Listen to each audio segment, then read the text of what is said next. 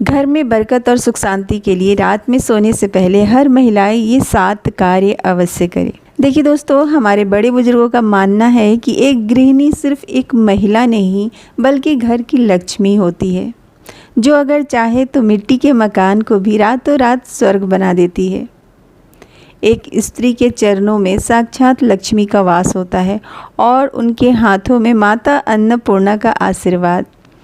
लेकिन आजकल इस भागदौड़ भरी ज़िंदगी में हर महिलाएं अनजाने में ईश्वर के दिए हुए इस आशीर्वाद को भूलते जा रही हैं। तो आज की इस वीडियो में आप रात से जुड़े ऐसे 7 कार्य जानेंगे जिसे हर महिला अपनाकर अपने जीवन के सारे तकलीफ़ों को दूर कर सकती हैं।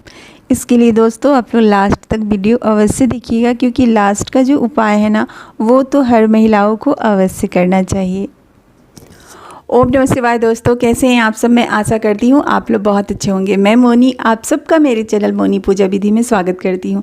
वीडियो में आगे बढ़ने से पहले आप सबसे एक छोटी सी निवेदन है दोस्तों, वीडियो अच्छी लगती है, अगर वीडियो आपकी थोड़ी सी भी हेल्पफुल हो तो इसे आप लोग शेयर अवश्य कीजिए और मेरे चैनल से ज़्यादा जुड़िए। मेरे चैनल को ज़्यादा से ज़्यादा सपोर्ट कीजिए, सब्सक्राइब और अपना प्यार, ढेर सारा प्यार मेरे चैनल को दीजिए। दोस्तों जो पहला उपाय है ना दोस्तों, इसे आप लोग ध्यान से देखिए हमारी किचन का जो सबसे अहम हिस्सा होता है ना, वो है चकला और बेलन।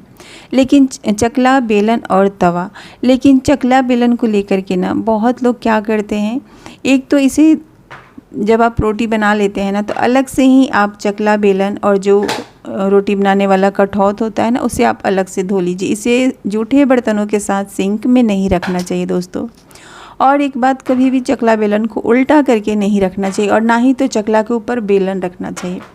ऐसा कहते हैं, घर में बड़े बुजुर्गों का ऐसा मानना है कि जो चकला बेलन होते हैं ना, वो पति पत्नी होते हैं। अगर चकला बेलन को हम अलग करके रखते हैं तो वैवाहिक जीवन में ना कड़वाहट बनी रहती है, पति पत्नी के रिश्ते में नोक झोंक बनी रहती है। तो जब भी आप चकला बेलन को रखें, साथ में रखें, खड़ा करके रखें, ना ही तो उल्टा के रखना है, ना ही आपको चकला के ऊपर बेलन रखना है। खड़ा करके आप रख सकते हैं।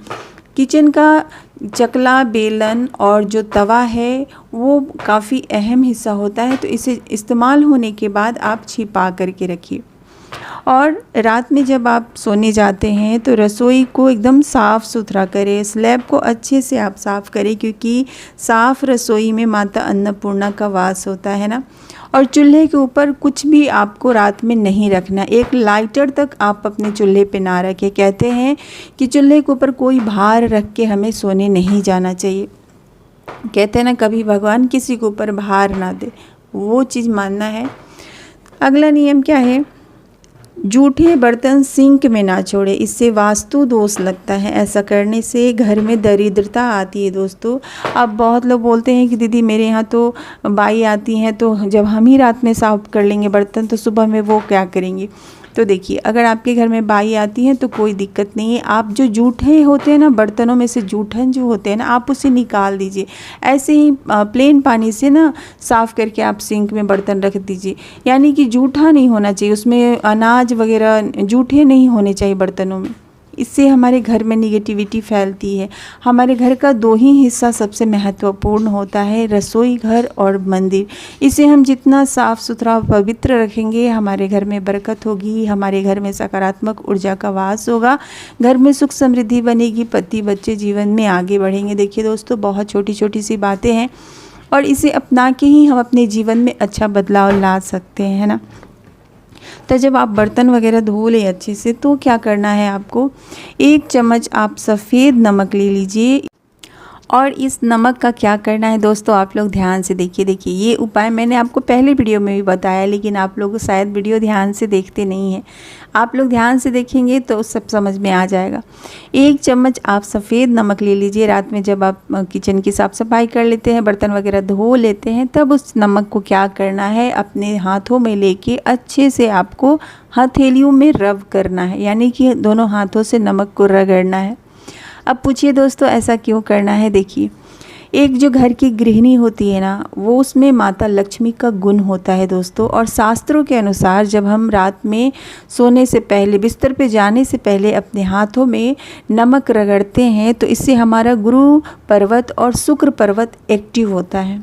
गुरु पर्वत एक्टिव होने से, यानी कि गुरु पर्वत एक्टिव बोले तो जागृत होता है। जब गुरु पर्वत और शुक्र पर्वत जागृत होता है तो गुरु पर्वत जागृत होने से हमारे वैवाहिक और पारिवारिक सुख बढ़ता है। वहीं शुक्र पर्वत अगर जागृत होता है धन आकर्षण और सौभाग्य बढ़ता है दोस्तों। तो ये नियम तो आपको डेली रात में करना है, मैंने आपको पिछले वीडियो में ही बताया था दोस्तों। अगला उपाय क्या है? अगला उपाय क्या है, जब आप हाथ को अच्छे से नमक से धो लेना, फिर आपको हाथों में लोशन लगाना है, आपको हाथ को सुगंधित करना है। अब देखिए आपके पास बॉडी लोशन है तो आप वो लगा सकते हैं, नहीं है तो कोई बात नहीं, आप 1 चम्मच गुलाब जल ले लीजिए, उसमें 2-3 ड्रॉप ग्लिसरीन का डाल दीजिए और इसे अच्छे से मिक्स करके आप अपने हथेलियों में अच्छे से रगड़ लीजिए। कहते हैं एक महिला का जो शुक्र ग्रह जितना जागृत होता है ना, माता लक्ष्मी उससे उतना ही आकर्षित होती है।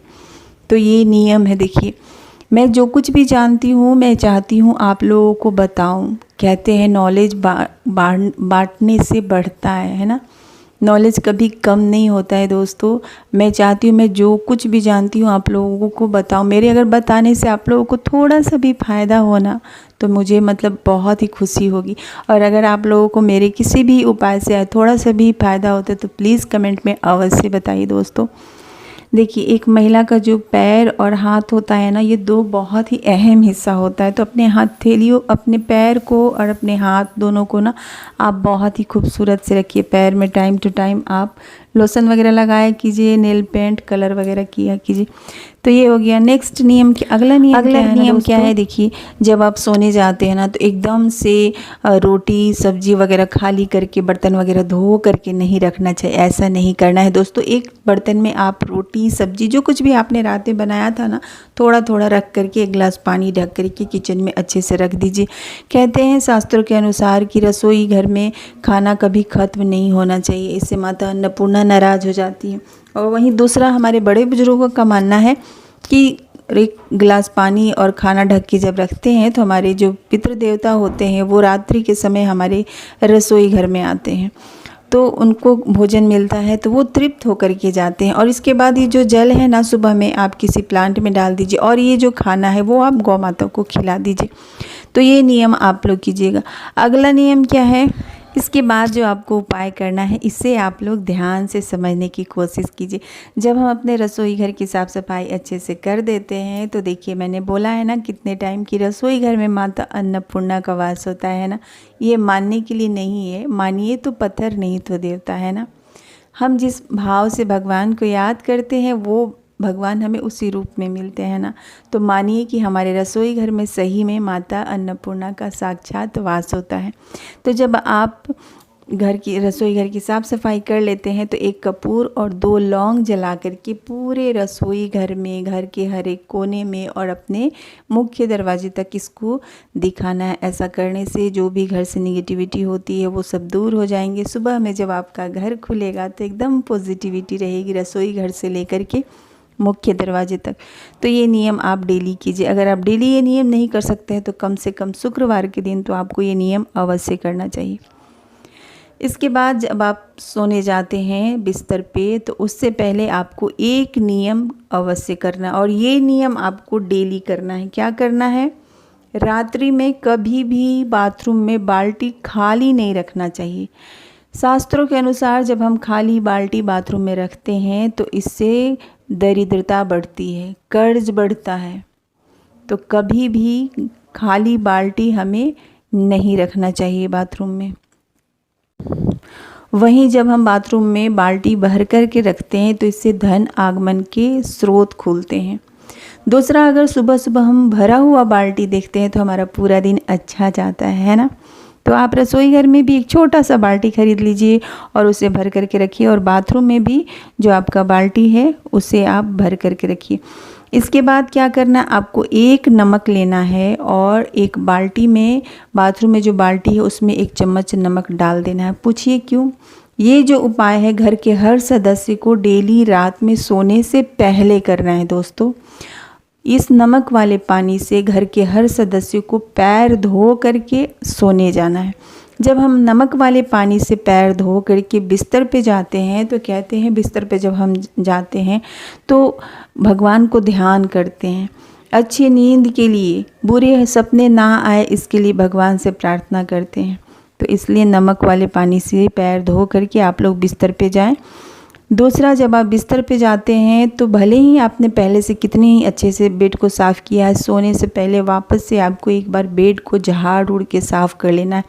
क्योंकि बच्चे दिन भर उछलते कूदते हैं बेड पे, हम लोग कुछ खा लेते हैं, इधर उधर कुछ छोटा बहुत गिर ही जाता है। तो सोने से पहले आप बेडशीट को अच्छे से झाड़ लीजिए, साफ़ कर लीजिए, उसके बाद आप सोने के लिए जाएं।